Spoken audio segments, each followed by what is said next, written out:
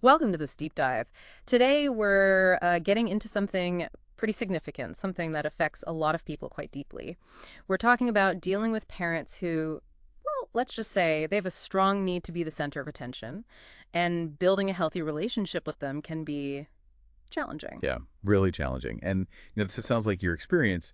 You might feel quite alone with it, but Yeah. honestly, it's more common than you might think. Exactly. So our aim today is really to unpack these dynamics, what's actually going on, and crucially, what are some practical ways you can navigate things to look after your own well-being? That's the core of it. Understanding the patterns involved. Mm. Not really about putting labels on people, but about figuring out how you can protect yourself and, thrive. Yeah. So maybe we should start with the basics. Like, what are we actually talking about when we describe a parent like this? Okay, yeah, let's break that down. What are some of the key characteristics you might notice? Well, fundamentally, these parents often have this um, really inflated sense of their own importance. They have a deep need for admiration from others, and often a real difficulty understanding or even acknowledging their children's feelings. It's like they need constant applause. Like they're the star of the show and everyone else is just support crew. That's a really good way to put it, yeah. Mm. And while they project this image of being incredibly confident, maybe even superior, like they think they're uniquely special underneath that, it often hides some pretty deep-seated insecurities, a fragile self-esteem, actually. That's interesting because on the surface, they can seem so incredibly sure of themselves. Right. And that need for constant admiration is often like a shield, you know, protecting that vulnerable part of themselves. So how does that way of being, that focus on themselves, how does it typically affect their kids growing up? Oh, the impact can be really significant and long-lasting, often well into adulthood. Children raised in this environment often struggle with their own self-worth, their confidence. It can also make forming healthy attachments and relationships later in life quite difficult Why is that? because the parent's needs consistently take precedence. So the child learns, often very early on, to suppress their own feelings, their own needs. It becomes a way to sort of keep the peace, to avoid triggering anger or punishment. Wow, that sounds incredibly lonely for a child. To feel like your own inner world just doesn't count. It absolutely is. They can end up feeling invisible, like their thoughts and emotions aren't valid or important. And this lack of validation makes it really hard to develop a strong sense of self or learn how to set healthy boundaries. Okay. And are there specific sort of patterns of behavior or manipulation that tend to crop up? Yes, definitely. We see some specific tactics quite often. One is something called love bombing. Love bombing. Yeah. It's where a parent might overwhelm a child with affection, praise, gifts, Hmm. maybe especially early on or after a conflict. It creates this intense feeling of connection. But then this can be followed by periods of emotional withdrawal, neglect, or even criticism and harshness. That back and forth must be so confusing. Incredibly confusing, creates a lot of uncertainty. There's also often this underlying constant fear of displeasing the parent. You end up feeling stressed, anxious, because their reactions can be so unpredictable. It's like walking on eggshells all the time. Yeah, you never quite know what might set them off. Exactly. Right. And children might also feel this immense pressure to uphold the parent's image, like they can't do anything that might make the parent look bad. Responsible for the parent's reputation almost. Precisely. Mhm. And then there's the denial piece. When the parent does something wrong or hurtful, there's often a complete refusal to take responsibility.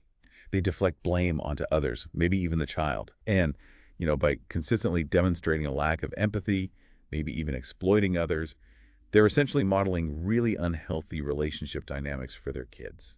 It really paints a picture of a difficult upbringing. You mentioned the parent's image being so important. How does that play out for the family unit as a whole? That need to be seen positively, that grandiose perception, it often extends to the entire family's image. There's frequently this pressure to project an image of the perfect happy family to the outside world. It's all about public reputation. Like putting on a performance. Kind of, yeah. But behind that carefully constructed facade, there's often a real lack of genuine emotional connection, warmth, or fulfillment within the family itself. So how do they maintain that if things aren't actually happy? Well, often through emotional suppression. To keep that fragile balance, that perfect image, family members learn that expressing their true feelings, especially negative ones, is discouraged or even punished. Your needs get pushed aside so you don't disrupt the parent's narrative of perfection. That sounds incredibly stifling. Like nobody can really be authentic. Absolutely. And it often leads to different roles emerging within the family system. You quite commonly see a golden child. The golden Yeah, child. this is the child who seems to do no wrong, gets put on a pedestal, praised constantly. Often it's because they reflect well on the narcissistic parent. They fulfill that need for admiration vicariously. Their experience in the family can be very, very different from their siblings. Right, and I guess there's usually an opposite to that. Often, yes. The scapegoat. This child becomes the identified problem, the one who gets blamed for everything that goes wrong. They become the target for the parent's frustration and anger. That sounds incredibly painful. It is. Although, interestingly, sometimes the scapegoat, because they've had to face reality more directly, can develop more independence or resilience later on. It's a tough path, though. And there was another term you mentioned. Yes. Flying monkeys. Flying monkeys, like from The Wizard of Oz. It's exactly like that. It's a term used to describe people who get enlifted by the narcissistic individual to kind of do their bidding. These could be other family members, friends, maybe even professionals who've been manipulated or charmed into taking the parent's side. They might spread gossip, apply pressure, or try to enforce the narcissist's agenda onto others, like the scapegoat or someone trying to set boundaries. Wow. It sounds like a really tangled, often unfair web of relationships. So if you've grown up in that kind of environment, how does it shape your own reactions, maybe your default responses when you face stress or conflict later in life? That's a really crucial piece to understand. We usually hear about fight, flight, or freeze as stress responses, right? Hmm. But there's another one called fawn, which is especially relevant here. Fawn, like a baby deer. Kind of. The fawn response involves becoming highly agreeable, excessively helpful, always trying to please others, anticipate their needs. It's a way to appease a potential threat, to diffuse conflict before it starts. It's often learned in childhood as a survival strategy with a volatile or demanding parent. So you learn that keeping the parent happy is the safest way to be. Exactly. Prioritize their needs, avoid confrontation, minimize the risk of anger or punishment. But the problem is, this pattern often continues into adulthood. Fawning can cover up a lot of internal distress and lead to things like codependency in relationships, difficulty saying no, and even losing touch with your own identity because you're so focused on others. That makes total sense. Constantly tuning into others means you lose the signal from yourself. Precisely. And there's another layer too. Psychologically, we're kind of wired to want to attach to our parents. It's a survival need, especially when we're young. So even when a parent is hurtful, there can be this incredibly powerful, deep-seated drive to forgive them, to maintain that connection. That instinct to forgive, even when it doesn't feel earned, is really primal then. It really is. And this is where it gets complicated. Sometimes that urge to forgive quickly can actually be a form of denial. You might bypass the real pain and the reality of the harm done. Genuine forgiveness, which is more about acknowledging the hurt and releasing your own resentment, can be part of healing. But forcing it or rushing it, especially if the harmful behavior continues, can just keep you stuck in that unhealthy cycle. Right. And it's important to remember we're not just talking about physical harm, are we? Absolutely not. Emotional abuse, the constant criticism, the put-downs, the gaslighting where they make you doubt your own reality, the silent treatment, the manipulation, that stuff can be incredibly damaging. It might not leave visible bruises, but the impact on your self-worth and mental health can be devastating and long-lasting. It's so true. Those invisible wounds run deep. Okay, so knowing all this complexity, what can people actually do? What are some strategies for navigating these relationships and, importantly, protecting themselves? Well, one key strategy, though it takes time and effort, is working towards emotional detachment. Detachment. That sounds hard. It is, and it's a process.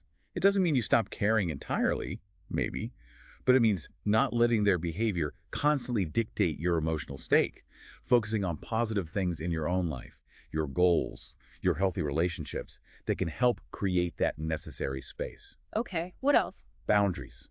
Setting firm boundaries is absolutely crucial, though probably one of the hardest things. Especially, I imagine, with someone who is used to ignoring them. Exactly.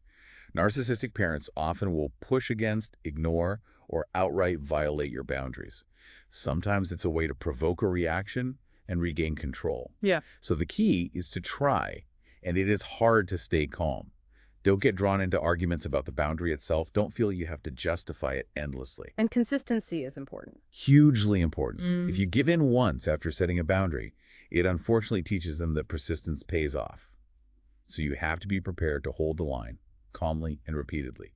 And remember, you absolutely have the right to end a conversation or even walk away if it becomes toxic or disrespectful. Well, You don't need their permission. that's empowering. It takes practice, I bet. Lots of practice. And when you're dealing with those flying monkeys, the people trying to enforce the parent's will, Yeah. try not to get drawn into defending your boundaries with them either. Keep it simple. This isn't up for discussion with you, or I've made my decision. Something brief and clear. Okay. What about direct communication? When you have to interact, maybe like in co-parenting situations? Yeah, that's a tough one. When co-parenting, the advice is usually to focus strictly on the child's needs and observable behaviors. Avoid labels or accusations about the parent's personality. Keep communication clear, practical, very factual, almost black and white. And maybe keep records. Definitely. Documenting things and writing emails, texts is really helpful. It creates a clear record and reduces opportunities for manipulation or twisting words later. Are there any specific communication techniques? Yes, there are a couple of acronyms people find useful. One is BIFF, stands for brief, informative, friendly, and firm. Keep your messages short. Provide only the necessary information. Maintain a neutral, maybe even cordial tone if possible, to avoid escalating things. And be very clear and firm about your position or boundary.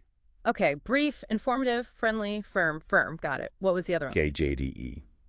Don't justify, argue, defend, or explain. Uh, Yeah, narcissistic individuals often thrive on arguments and making you defend yourself. JDE is about resisting that urge. State your piece simply and disengage from attempts to draw you into a pointless debate. just state it and stop. Pretty much. And then there's another technique called the gray rock method. Gray rock, like be boring. Essentially, yes. The idea is to become as uninteresting and unreactive as a gray rock. Since narcissistic people often feed off drama and emotional reactions, making yourself boring and unresponsive can make them lose interest in trying to provoke you. Short, factual answers, minimal emotional display. That sounds like it takes a lot of self-control. It really does. All of these strategies do. Which brings us to the internal work. Right. Self-care and healing. Absolutely essential. Prioritizing your own mental health is non-negotiable. Therapy can be incredibly valuable for processing the past, learning coping skills, and rebuilding self-esteem. Also, learning to recognize gaslighting when it happens. Trusting your own reality, even writing things down or using affirmations to counter the self-doubt they might instill. Grounding yourself in your own truth. Yes. And practicing what's called radical acceptance. This isn't about condoning their behavior, but about acknowledging the reality that you likely cannot change this person. Fighting that reality just causes you more pain. Accepting what is so you can decide how to deal with it. Exactly. And for some people, that decision might involve limiting contact significantly or even going no contact if that's what's necessary for their well-being. And if co-parenting makes no contact impossible. Then strategies like planning pickups and drop-offs in neutral public locations can help. Or adopting a parallel parenting approach, where you basically parent separately with minimal interaction, focusing only on logistical coordination. It really sounds like reclaiming your focus, putting it back on yourself and your needs, which, as you said, can feel revolutionary after a lifetime of focusing elsewhere. It truly can be. What about forgiveness? We touched on it, but it comes up so often in healing discussions. It does. And again, genuine forgiveness is about you releasing the burden of resentment. It's acknowledging the harm done, letting go of the need for revenge or for them to change so you can move forward. It's not about excusing their behavior or necessarily reconciling, and it definitely shouldn't be rushed or used to bypass your own pain and anger. Allow yourself to feel those things first. That's a really important distinction. It's for you, not necessarily for them. Precisely. And finally, please remember to seek support. Talk to trusted friends, supportive family members, find a therapist, join a support group. Knowing you're not alone, that others understand this specific kind of difficult experience can be incredibly validating and healing. That's such a vital message. This has been incredibly insightful. Thank you. Just one last quick point of clarification. We've talked a lot about these traits and behaviors. Is there an important difference between someone having narcissistic traits and having, like, the clinical diagnosis of narcissistic personality disorder? Yes, absolutely. That's a really crucial distinction to make. While our conversation focused on patterns of behavior narcissistic traits that can appear in parents and cause harm, not everyone who shows some of these traits meets the diagnostic criteria for narcissistic personality disorder, or NPD. NPD is a formal mental health diagnosis with specific clinical criteria. We're talking more broadly about the impact of these traits in a family context. Okay, that's a really helpful clarification. Thank you. Well, as we start to wrap up this deep dive, it's so clear that navigating these kinds of complex family dynamics is, well, it's incredibly tough. And whatever your specific experience has been, it's completely valid. Your feelings about it are valid. Absolutely. And taking steps, even small steps, to understand what's going on and to protect your own emotional and mental well-being isn't selfish. It's necessary. It's vital, actually. So maybe something to leave you thinking about is this. Just recognizing these patterns, the ones we've talked about today, that recognition itself can be the very first most powerful step. It's the start of reclaiming your emotional freedom, maybe building healthier connections elsewhere in your life. So perhaps consider this week, what's one small boundary, just one tiny thing you could try to put in place purely to honor your own needs in relation to this dynamic. It doesn't have to be huge, but starting small might just surprise you with the difference it makes over time. Thanks so much for taking this deep dive with us today.